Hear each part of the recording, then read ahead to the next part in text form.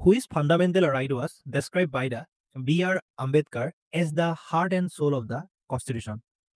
ভাৰতৰ সংবিধানৰ কোনটো মৌলিক অধিকাৰক ডক্টৰ বি আৰ আম্বেদকাৰে হৃদয় আৰু আত্মা বুলি কৈছিল? কাৰেক্ট এনচাৰটো হ'ব option D right to constitutional remedies সাংবিধানিক প্ৰতিকাৰ অধিকাৰ। সংবিধান নিৰ্মাতা ডক্টৰ ভীমৰাও আম্বেদকাৰে ৩২ নম্বৰ অনুচ্ছেদক হৃদয় আৰু আত্মা বুলি অভিহিত কৰিছিল। লগতে মনত ৰাখিব লাগিব যে ভাৰতীয় সংবিধানৰ তৃতীয় খণ্ডত ১২ৰ পৰা ৩৫ নং অনুচ্ছেদত মৌলিক অধিকাৰৰ বিষয়ে আলোচনা কৰা হৈছে। ভাৰতীয় সংবিধানত উল্লেখ কৰা ৬টা মৌলিক অধিকাৰ আমেৰিকাৰ সংবিধানৰ পৰা লোৱা হৈছে আৰু সেই ৬টা মৌলিক অধিকাৰ হ'ল সমতাৰ অধিকাৰ, স্বাধীনতাৰ অধিকাৰ, শোষণৰ বিৰুদ্ধে মাত মতা অধিকাৰ, ধৰ্মীয় অধিকাৰ, শিক্ষা আৰু সংস্কৃতিৰ অধিকাৰ আৰু সংবিধানৰ প্ৰতিকাৰৰ অধিকাৰ। প্ৰথম অৱস্থাত ভাৰতীয় সংবিধান গঠনৰ সময়ত মৌলিক অধিকাৰৰ সংখ্যা আছিল টোটেল ৭টা। তাৰে ওপৰৰ কেইটা যোনবিলাক মেনশ্যন কৰিলোঁ সেইকেইটা হয়, তাৰ লগতে আৰু এটা আছিলে সেইটো হৈছে সম্পত্তিৰ অধিকাৰ। তাৰ পাছত ৪৪তম সংশোধনী এমেণ্ডমেণ্টৰ জৰিয়তে সম্পত্তিৰ অধিকাৰ ভাৰতৰ সংবিধানৰ পৰা আঁতৰাই দিয়া হয় আৰু ইয়াক 300A আৰ্টিকুলত ৰখা হৈছে। এই গোটেইকেইটা পইণ্ট এক্সামৰ কাৰণে বহুত দৰকাৰী হয়। In which year was the Rabindranath Tagore awarded the Nobel prize? কোন চনত ৰবীন্দ্ৰনাথ ঠাকুৰক নোবেল বঁটা প্ৰদান কৰা হৈছিল? কাৰেক্ট এনচাৰটো হ'ব অপশ্যন চি 1913। তেখেতে গীতাঞ্জলি কাব্যগ্ৰন্থৰ বাবে 1913 চনত নোবেল বঁটা লাভ কৰিছিল আৰু তেওঁৱেই হ'ল নোবেল বঁটা লাভ কৰা এছিয়া মহাদেশৰ প্ৰথমজন ব্যক্তি। লগতে মনত ৰাখিব লাগিব যে তেওঁ বিশ্বৰ একমাত্ৰ কবি যি দুখনকৈ দেশৰ জাতীয় সংগীত ৰচনা কৰিছে। বাংলাদেশৰ জাতীয় সংগীত আমাৰ সোণাৰ বাংলা আৰু ভাৰতৰ জাতীয় সংগীত জনগণ মন তেখেতে ৰচনা কৰা। Who has power to dissolve the Lok Sabha? Lok Sabha ভংগ কৰাৰ অধিকাৰ কাৰ আছে? কাৰেক্ট এনচাৰটো হ'ব অপশ্যন বি ৰাষ্ট্ৰপতিৰ, প্ৰেচিডেণ্টৰ। The best cadet of the National Defence Academy is awarded a medal named after which brave son of Assam?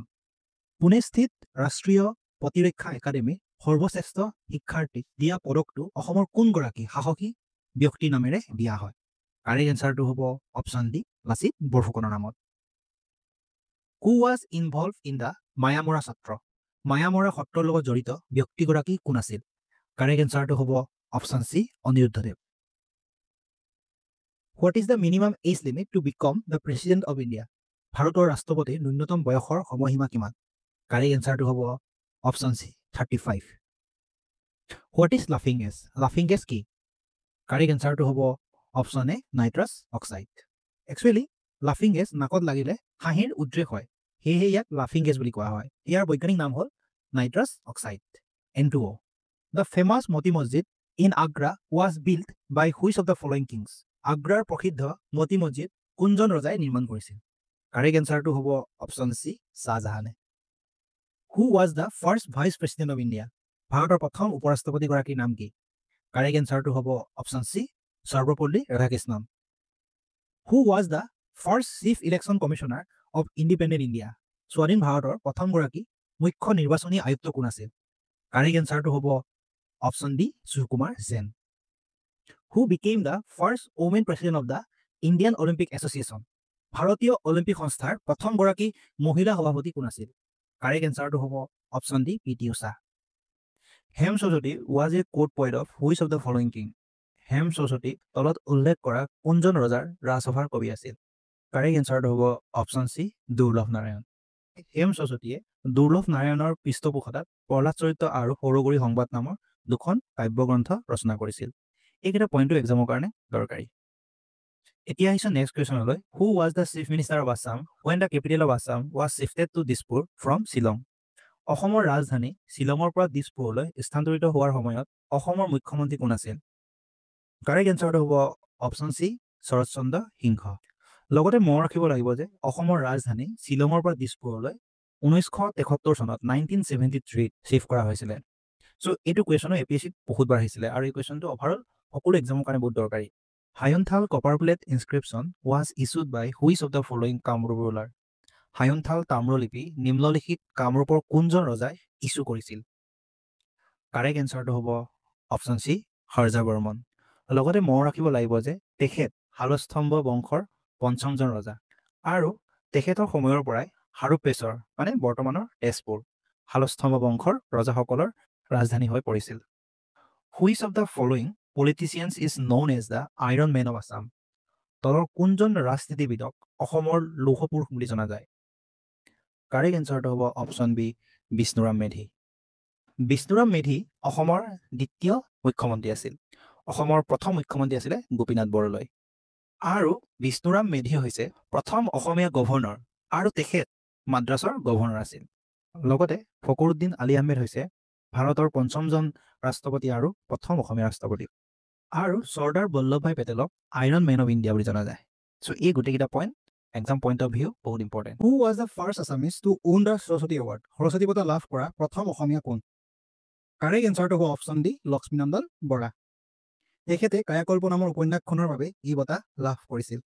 লগতে মনত ৰাখিব লাগিব যে তেখেতে 1988 চনত 1988ত কাল ভৈৰৱী গ্ৰন্থৰ বাবে সাহিত্য একাডেমী বঁটা লাভ কৰিছিল তেখেতে ৰচনা কৰা আৰু এখন বিখ্যাত উপন্যাস হ'ল গঙা চিলনীৰ পাখি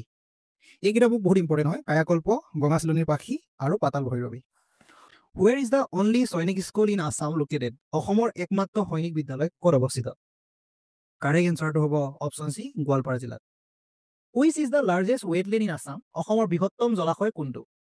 কাৰেক্ট এনচাৰটো হ'ব অপশ্যন বি সোণবিল সোণবিল হৈছে অসম তথা ভাৰতৰ বৃহত্তম জলাশয় আৰু এছিয়াৰ দ্বিতীয় বৃহত্তম জলাশয় হয় আৰু সোণবিল শ্ৰীভূমি জিলাত অৱস্থিত মানে আগতে আছিলে কৰিমগঞ্জ বুলি বৰ্তমান কৰিমগঞ্জৰ নাম সলনি কৰি শ্ৰীভূমি নামেৰে নামাকৰণ কৰা হৈছে গতিকে সোণবিল শ্ৰীভূমি জিলাত অৱস্থিত how many Ramsar sites are there in Assam অসমত কিমানটা ৰামচাৰ চাইটছ আছে কাৰেক্ট এনচাৰটো হ'ব অপশ্যন এ এটা আৰু দীপৰ বিল হৈছে অসমৰ একমাত্ৰ ৰামচাৰ চাইট 2002 চনত দীপৰ বিলক ৰামচাৰ চাইট হিচাপে ঘোষণা কৰা হৈছিল লগতে মনত ৰাখিব লাগিব যে নৰ্থ ইষ্টত অভাৰঅল 4টা ৰামচাৰ চাইট আছে এইকেইটা হৈছে দীপৰ বিল অসমৰ তাৰপাছত লকটাক লেক মণিপুৰৰ ৰুদ্ৰসাগৰ লেক ত্ৰিপুৰা আৰু পালা ৱেটলেণ্ড মিজোৰামৰ বৰ্তমান ভাৰতত 85টা ৰামচাৰ চাইটছ আছে তাৰপাছত who among the following Kachari Kings assume the name Pratap Narayan after defeating the Ahoms in battle কোনজন কছাৰী ৰজাই যুদ্ধত আহোম সৈন্যক পৰাজিত কৰি প্ৰতাপ নাৰায়ণ নাম গ্ৰহণ কৰিছিল কাৰেক্ট এনচাৰটো হ'ব option D Yasho Narayan who was the first speaker of the Assam legislative assembly Asom বিধানসভাৰ প্ৰথম অধ্যক্ষ কোন আছিল কাৰেক্ট এনচাৰটো হ'ব option A Babu Basanta Kumar Das who was the last king of Ahom kingdom Ahom ৰাজ্যৰ শেষৰজন ৰজাৰ নাম কি আছিল কাৰেক্ট এনচাৰটো হ'ব অপশ্যন ডি পুৰন্দৰ সিংহ আৰু আহোমৰ প্ৰথম ৰজাৰ নাম আছিল চুকাফা আহোমৰ প্ৰথম ৰাজধানী আছিল চৰাইদেউ আৰু শেষ ৰাজধানী আছিল যোৰহাট হু was the president of the Swaraj party in Assam during the freedom movement স্বাধীনতা আন্দোলনৰ সময়ত অসমত স্বৰাজ পাৰ্টিৰ সভাপতি কোন আছিল কাৰেক্ট এনচাৰটো হ'ব অপশ্যন ডি তৰুণৰাম ফুকন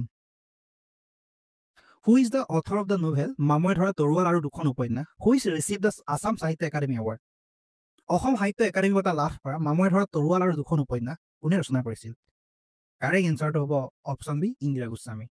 ইন্দিৰা গোস্বামী মামণি ৰয়ছম গোস্বামী জন্ম নামেৰে জনা যায় লগতে মনত ৰাখিব লাগিব যে জ্ঞানপীঠ বঁটা বিজয়ী প্ৰথমগৰাকী অসমীয়া মহিলা হ'ল ইন্দিৰা গোস্বামী তেখেতে 2000 চনত জ্ঞানপীঠ বঁটা লাভ কৰিছিল who is the first Assamese translator of the Ramayana ৰামায়ণৰ প্ৰথম অসমীয়া অনুবাদক কোন কাৰেক্ট এনচাৰটো হ'ব অপশ্যন এ মাধৱ কন্দলী লগতে মনত ৰাখিব লাগিব যে মাধৱ কন্দলীক অপ্ৰমাদী কবি বুলি জনা যায় which king of Assam participated in the Kannauj religious festival অসমৰ কোনজন ৰজাই কনৌজ ধৰ্মীয় উৎসৱত অংশ লৈছিল কাৰেক্ট এনচাৰটো হ'ব অপশ্যন ডি ভাস্কৰ বৰ্মন ভাস্কৰ বৰ্মন হৈছে বৰ্মন বংশৰ শেষ ৰজা আৰু তেখেতৰ দিনতে হিউৱেন চাং অসমলৈ আহিছিলে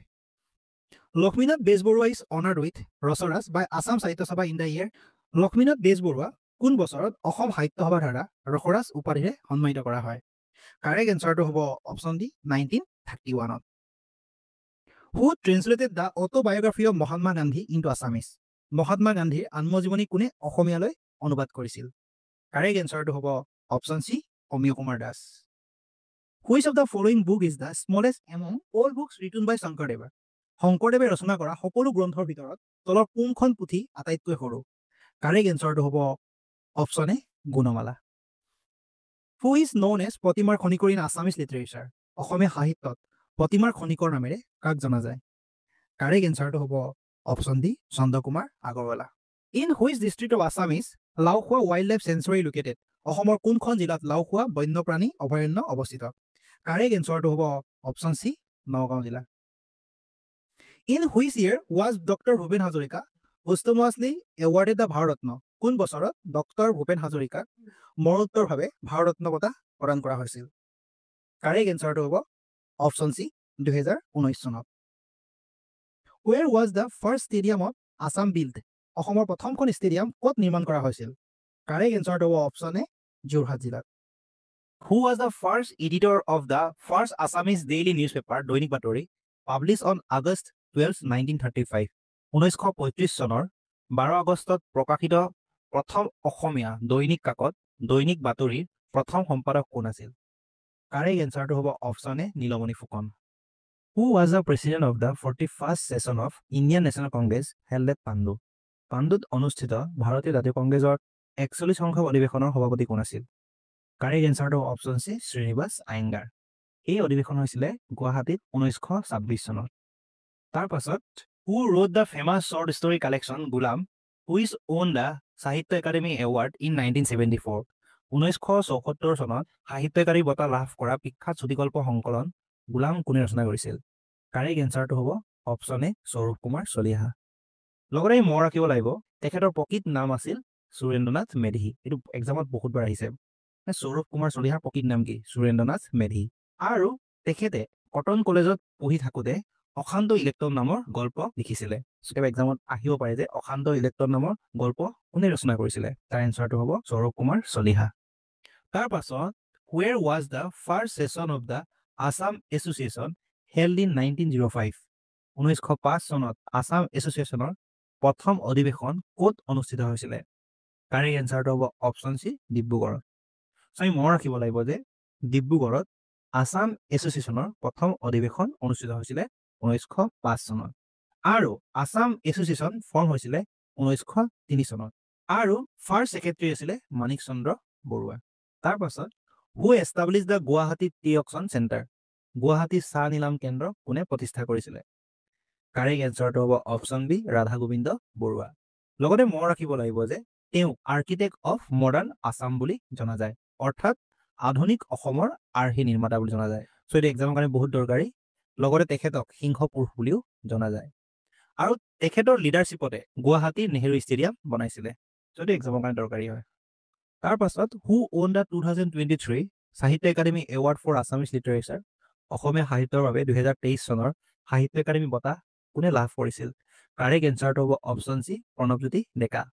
তেখেতে প্ৰণৱজ্যোতি ডেকাৰ শ্ৰেষ্ঠ গল্প নামৰ গল্প সংকলনখনৰ বাবে সাহিত্য একাডেমী বঁটা লাভ কৰিছিল তাৰ পাছত which legendary Assamese singer was popularly known as the nightingale of Assam কোনজন কিংবদন্তি অসমীয়া গায়কক অসমৰ নাইটিংগেল বুলি জনপ্ৰিয়ভাৱে পৰিচিত কাৰেক্ট এনচাৰটো হ'ব অপশ্যন বি দীপালী বৰঠাকুৰ আৰু সৰোজিনী অফ আছাম বুলি জনা যায় ভানুমতী তালুকদাৰক তাৰ পাছত who is the author of the widely read Assamese poetry book Sagar Dekhisa বহুলভাৱে পঢ়া অসমীয়া কবিতা পুথি সাগৰ দেখিছাৰ লেখক কোন কাৰেক্ট এনচাৰটো হ'ব option B Dev Kanta Barua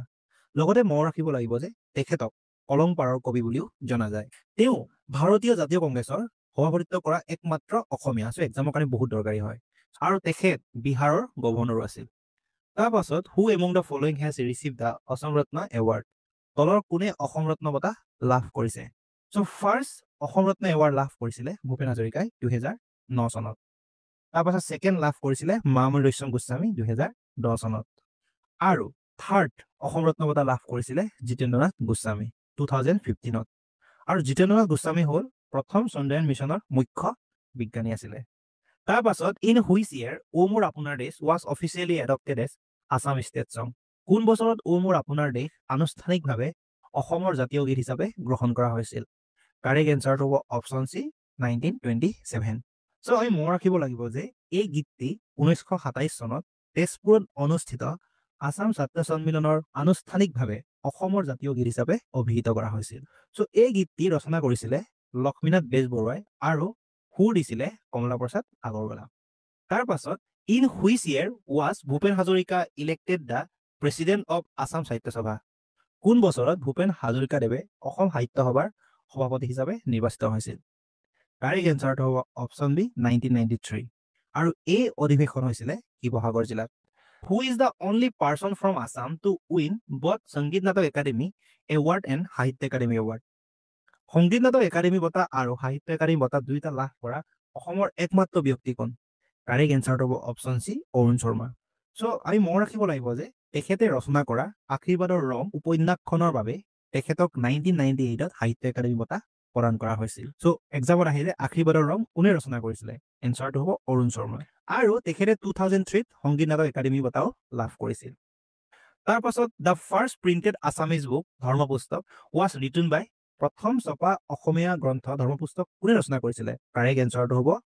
option A আনমাৰাম Sharma so আমি মনত ৰাখিব লাগিব যে ধৰ্মপুস্তক হৈছে বাইবেলৰ আছামিজ অনুবাদ আৰু প্ৰথম অসমীয়া ছপা পুথি তাৰ পাছত who was the founder of the South East Asia Ramayana research centre দক্ষিণ পূব এছিয়া ৰামায়ণ গৱেষণা কেন্দ্ৰৰ প্ৰতিষ্ঠাপক কোন আছিল কাৰেক্ট এনসাৰটো হ'ব option B Mamoni Raisom Goswami so এই কুৱেশ্যনটো বহুত দৰকাৰী তাৰ পাছত who wrote the book Asomiya ল'ৰাৰ মিত্ৰ অসমীয়া ল'ৰাৰ মিত্ৰ গ্ৰন্থখন কোনে ৰচনা কৰিছিল কাৰেক্ট এনসাৰটো হ'ব অপশন ডি আনন্দৰাম ঢেকিয়াল ফুকন তেখেতৰ আৰু এখন গ্ৰন্থ এক্সামৰ কাৰণে বহুত দৰকাৰী হয় মনত ৰাখিব লাগিব সেই গ্ৰন্থখনৰ নাম হৈছে few remarks of Assamese language তাৰ পাছত who was the first Assamese person to receive the Dada Saheb Phalke award in 1992 1992 চনত দাদা চাহেব ফাল্কে বঁটা লাভ কৰা প্ৰথম অসমীয়া ব্যক্তি কোন সো কাৰেক্ট এনসাৰটো হ'ব অপশন সি ভূপেন হাজৰিকা সো আমি চনটো মনত ৰাখিব লাগিব যে কোন চনত তেখেতে দাদা চাহেব ফাল্কে বঁটা লাভ কৰিছিল 1992 সো এক্সামত তেনেকৈ আহে যে কোন চনত লাভ কৰিছিল বুলি 1992 তাৰ পাছত who was honoured with Assam's highest civilian award Assam Baibhav 2023 অসমৰ সৰ্বোচ্চ অসামৰিক বঁটা অসম ভৈৰৱ 2023 কাক সন্মানিত কৰা হৈছিল সো আমি ফাৰ্ষ্ট মনত ৰাখিব লাগিব যে 2021ত ফাৰ্ষ্ট অসম ভৈৰৱ বঁটা প্ৰদান কৰা হৈছিল ৰতন টাটাক সো এটা এক্সামৰ কাৰণে বহুত দৰকাৰী হয়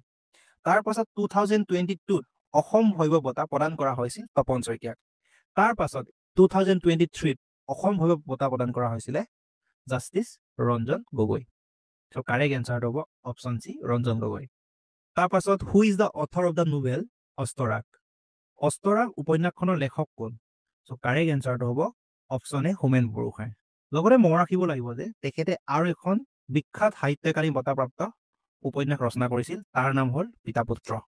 সো পিতা পুত্ৰ ৰচক হ'ল হোমেন বৰগোহাঁই সো এইটো দৰকাৰী হয় তাৰ পাছত who is the first Assamese women to be awarded by the Sangeet Natak academy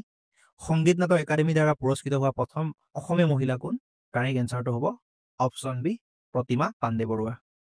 best of whose life was the biography Smriti Tirtha written বাই নলিনীবালা দেৱী কাৰ জীৱনৰ ওপৰত ভিত্তি কৰি নলিনীবালা দেৱীয়ে জীৱনে স্মৃতি তীৰ্থ ৰচনা কৰিছিল অপশনবোৰৰ কাৰেক্ট এনসাৰটো হ'ব অপশন চি নবীন চন্দ্ৰ বৰদলৈ লগতে মনত ৰাখিব লাগিব যে তেখেতে ৰচনা কৰা অলকানন্দ কবিতা পুথিখনৰ বাবে তেখেতক 1967ত সাহিত্য একাডেমী বঁটা প্ৰদান কৰিছিল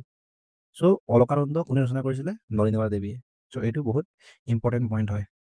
তাৰ পাছত who was awarded the 56 Jnanpith award for the year 2020 in April 2022 2020 চনৰ 26 সংখ্যক জ্ঞানপীঠ বঁটা 2022 চনৰ এপ্ৰিল মাহত কোনে লাভ কৰিছিল